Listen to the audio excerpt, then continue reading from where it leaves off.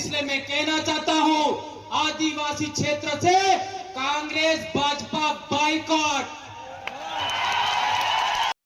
नमस्कार दोस्तों, भंवरलाल परमार ने बताया है कि आदिवासी क्षेत्र से कांग्रेस और भाजपा बाइकॉट। इससे पहले कि आपको बता दें कि 32वां आदिवासी सांस्कृतिक एकता सम्मेलन महाराष्ट्र धुले में रखा गया है। वहां पर हजारों की तादाद में जनसंख्या आदिवासी लोग आए हैं। इसे लेकर उन्होंने कहा है कि महाराष्ट्र में अगर आपको चाहे तो नई पार्टी बनाना है तो बना लीजिए, लेकिन कांग्रेस और भाजपा को बाइकॉट कीजिए। आखिर भंवरलाल परमार ऐसा क्यों कह रहे हैं? ऐसा इसलिए कह रहे हैं कि चुनाव होते हुए निर्वाचन यानी कि 70 साल हो चुके हैं, लेकिन आदिवासी बाहुल्य क्षेत्रों आज भी जैसा था वैसा ही यहाँ पर रह रहा है, वैसे ही परिस्थितियों का सामना कर रहा है। आदिवासियों को न्याय नहीं मिल पा रहा है, आदिवासियों पर अत्याचार होता जा रहा है, कोई आदिवासियों पर मार रहा है, कोई आदिवासियों को ऊपर मूत रहा है। इस लेकर भंवरलाल परमार ने कहा है कि यहाँ पर बीजेपी और कांग्रेस को बाइकॉट करो और नई पार्टी बनाना है तो नई पार्टी बनाओ, और आपको अगर चाहे तो भारत आदिवासी पार्टी से जुड़ना है तो भारत आदिवासी पार्टी से जुड़ो। मध्य प्रदेश, गुजरात, महाराष्ट्र ये क्षेत्र ऐसा है यहाँ पर केवल आदिवासी लोग सबसे ज्यादा लोग निवास करते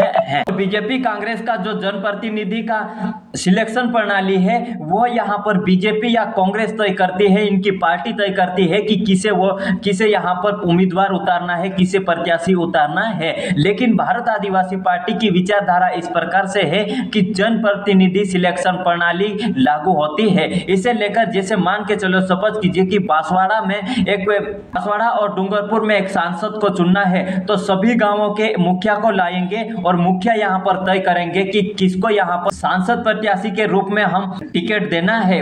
इसे यहाँ पर जनप्रतिनिधि चुनेंगे कि यहाँ पर किसे यहाँ पर उम्मीदवार उतारना है, और ये उम्मीदवार इतना बेहतर रहते हैं कि हर गाँव में जाकर अपनी समस्या, लोगों की समस्या देखते हैं और समस्या के साथ साथ उनका विकास करने का भी कार्य करते हैं। भंवरलाल परमार ने अपने इतिहास और अपने आदिवासियों का इतिहास को देखते हुए उन्होंने कहा है कि इस बार भारत आदिवासी पार्टी का बड़ा विस्तार देखने को मिल रहा है, लेकिन आप चाहो तो नई पार्टी बना सकते हो, महाराष्ट्र में भी, गुजरात में भी, राजस्थान में भी और मध्य प्रदेश में भी, लेकिन कांग्रेस और बीजेपी को बॉयकॉट करना है। जैसे कि भारत आदिवासी पार्टी के सांसद राजकुमार रौत भी इतने आवाज उठाते हैं कि आदिवासियों की जन जागरण को और भी बढ़ावा दे रहे हैं, जिसे कि आदिवासी पार्टी का मूल मकसद यही है कि गोविंद गुरु और आदिवासियों के इतिहास को लेकर चलना, और उनके इतिहासों का हनन हो रहा है, जिसे कि बचाए रखना हमारा और आपका मूल कर्तव्य है। आदिवासी एकता सम्मेलन का यही तो खासियत होता है कि यहाँ पर आदिवासी इतने हजारों की तादाद में आए हैं, तो आदिवासी कहीं ना कहीं यहाँ पर सीख के जाए हमारी संस्कृति, वेशभूषा, एकता और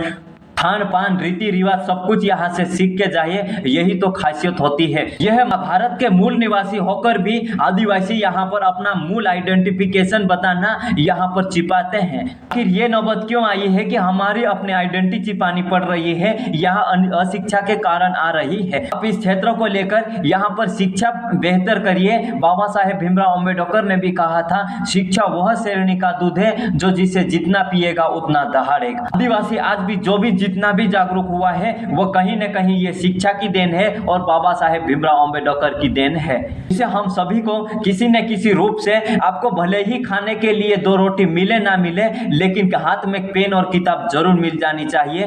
पैर में जूते मिले ना मिले, लेकिन हाथ में कॉपी कलम मिल जानी चाहिए। यही है शिक्षा की ताकत, और शिक्षा की ताकत को आप कभी नहीं रोक सकते हो। बहता हुआ पानी और पढ़े लिखे व्यक्ति को आप कभी नहीं रोक सकते हो, कितनी देर तक बांध कर रख सकते हो। इसलिए देश के बुलंद पे जाना है तो आपको शिक्षा प्राप्त करनी होगी, इसलिए शिक्षा को बढ़ावा दीजिए। बाकी आप इस वीडियो से लेकर अपनी राय कमेंट में रखिए, और चैनल पर नए हो तो सब्सक्राइब कीजिए। मिलते हैं नेक्स्ट वीडियो में, तब तक के लिए जय जोहार, जय आदिवासी।